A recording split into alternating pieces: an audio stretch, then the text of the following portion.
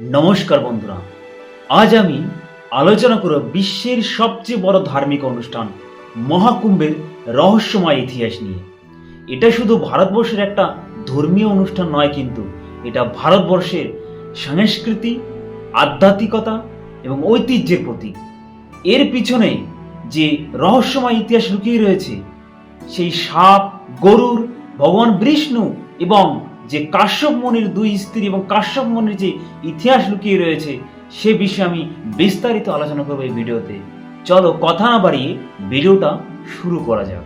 এবারের মহাকুম্ভ মেলা উত্তরপ্রদেশের প্রয়াগরাজে 4000 হেক্টর জায়গা জুড়ে এই মেলার আয়োজন করা হয়েছে এবং অনুমান রাখা হয়েছে সারা পৃথিবী থেকে প্রায় 40 কোটি মানুষ এই মেলাতে অংশগ্রহণ করবে। তো শুধু এই যে লোকজন আসবে তাদের জন্য জলের বাজেট রাখা হয়েছে 40 কোটি টাকা, ভাবতে পারছেন? এবং তার সঙ্গে এই যে এত লোকের সমাগম, তাদের যে জন্য টোটাল বাজেট রাখা হয়েছে 6500 কোটি টাকা। হিন্দু পুরাণ মতে এই কুম্ভ মেলাতে প্রথম স্নানের অধিকার কিন্তু এই নাগা সাধুদের, তারপর অন্যান্য সাধুদের। উত্তরপ্রদেশের প্রয়াগরাজে যে কুম্ভ মেলার আয়োজন হয়, এই কুম্ভ মেলা কিন্তু ত্রিবেণীর সঙ্গম স্থলে আয়োজন হয়, অর্থাৎ গঙ্গা, যমুনা, সরস্বতী এই 3টি নদীর সঙ্গম স্থলে।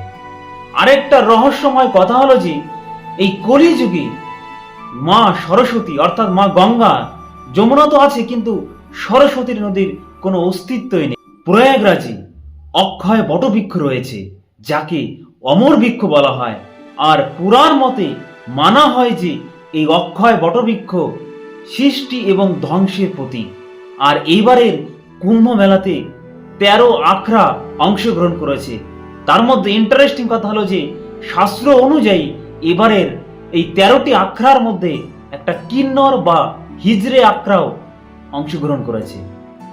প্রাচীন গ্রন্থে এই কুম্ভ মেলার স্পষ্ট ইতিহাস উল্লেখ নেই, তবুও 2017 সালে UNESCO intangible culture heritage of humanity অর্থাৎ মানবতার অস্পষ্ট সাংস্কৃতিক ঐতিহ্যের প্রতীক বলে আখ্যা দিয়েছে।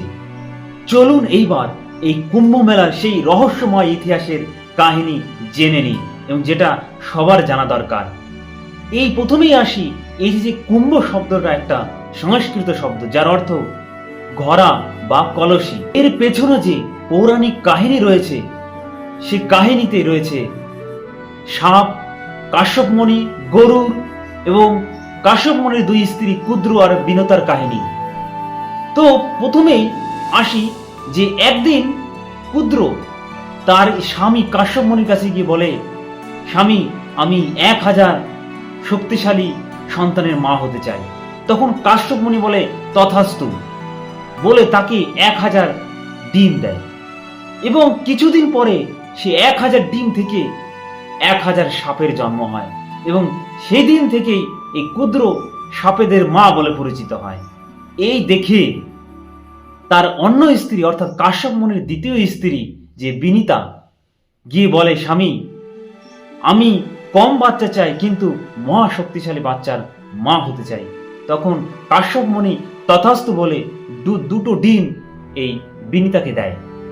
এই দুটো ডিম যখন দীর্ঘদিন হয়ে যাচ্ছিল এবং এই ডিম থেকে কোনো বাচ্চা হচ্ছিল না, তখন একদিন অস্থির হয়ে বিনিতা একটা ডিম ভেঙে ফেলে, এবং ডিমটি ভেঙে ফেলার সঙ্গে সঙ্গেই সে ডিম থেকে এক অদ্ভুত প্রাণী বেরিয়ে আসে, যার কোমর থেকে শরীরের ওপরের অংশ বিকশিত ছিল অর্থাৎ পূর্ণতা পেয়েছিল, কিন্তু নিচের অংশ অপূর্ণ ছিল।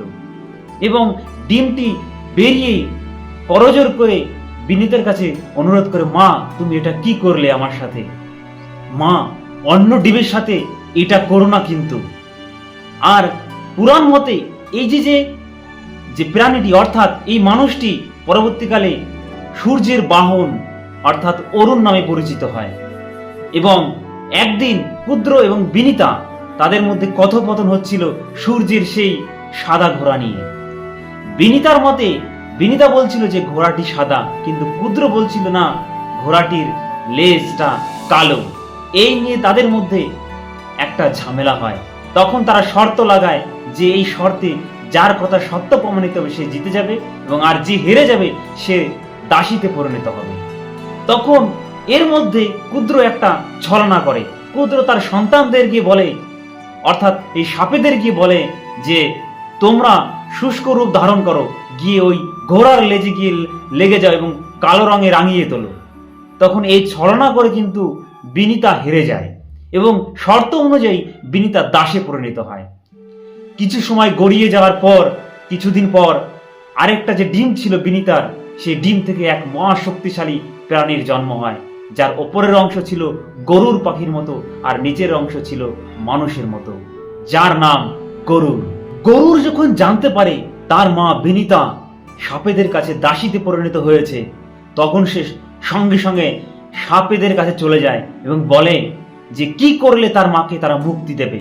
তখন সাপেরা বলে সে যদি বৈকুণ্ঠ থেকে অমৃতের পাত্র অর্থাৎ কুম্ভ নিয়ে আসতে পারে তাহলে তার মাকে সে বা তারা মুক্ত করে দেবে। তখন গরুর প্রতিজ্ঞাবদ্ধ করে যে করে হোক সেই কুম্ভটি সে নিয়ে আসবে তার মাকে বাঁচানোর জন্য বা দাসী থেকে মুক্ত করানোর জন্য। তখন সে সেই বৈকুণ্ঠে চলে যায় এবং বৈকুণ্ঠে যে দেবতারা ছিল তাদেরকে পরাজয় করে সে সেই কুম্ভটি সে ছিনিয়ে নেয় এবং ছিনিয়ে নিয়ে যাওয়ার পথে ভগবান বিষ্ণু তাকে বাধা দেয় এবং তাকে বলে তাকে একটা শর্তে সেই কুম্ভটি নিয়ে যেতে দেবে, যদি সে তার সারা জীবনের জন্য যদি সে বিষ্ণুর বাহন হয়। তখন সেই শর্তে গরুর রাজি হয়ে যায় এবং সেইখান থেকে কুম্ভটি নিয়ে যখন আকাশ পথে গরুর উড়ে যাচ্ছিল সেই সময় ইন্দ্র তাকে বাধা দেয় এবং ইন্দ্রের সঙ্গে গরুরের সংঘর্ষ হয়।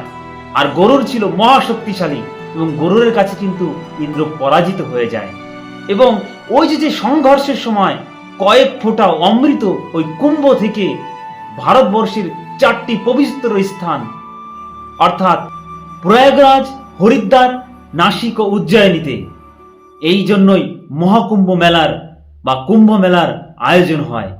অর্থাৎ প্রতি 12 বছর অন্তর অন্তর এই কুম্ভ মেলার এই জন্য এখানে আয়োজন হয়। এইবার যখন গরুর যখন এই কুম্ভটি নিয়ে যখন সাপেদের কাছে যায় এবং দেয় তাদেরকে এবং তার মাকে তখন তারা মুক্ত করে দেয়। এর মধ্যে আরেকটা ইন্টারেস্টিং কথা হলো যে ভগবান বিষ্ণু তার মায়েরই শক্তি দিয়ে আগে থেকেই সে অমৃত সেই কলসি বা কুম্ভ থেকে বের করে নিয়েছিল, না হলে সাপেরা যদি অমৃত পান করে নিত তাহলে তারা মহাশক্তিশালী হয়ে উঠত। তো এই জন্যই এই মহাকুম্ভ মেলার আয়োজন হয়। আর যখন প্রতি 12 বছর অন্তর অন্তর মেলা হতে হতে যখন 12 বার পূর্ণ হয় অর্থাৎ 140 বছর কমপ্লিট হয়ে যায় তখন হয় এই মহাকুম্ভ মেলা। তো এই ছিল মহাকুম্ভ মেলার সৃষ্টির পিছনে সেই রহস্যময় কাহিনী। আর ভিডিওটা যদি ভালো লেগে থাকে অবশ্যই কিন্তু লাইক, শেয়ার আর সাবস্ক্রাইব করে দেবে এই ধরনের আরো ভিডিও পেতে। ধন্যবাদ।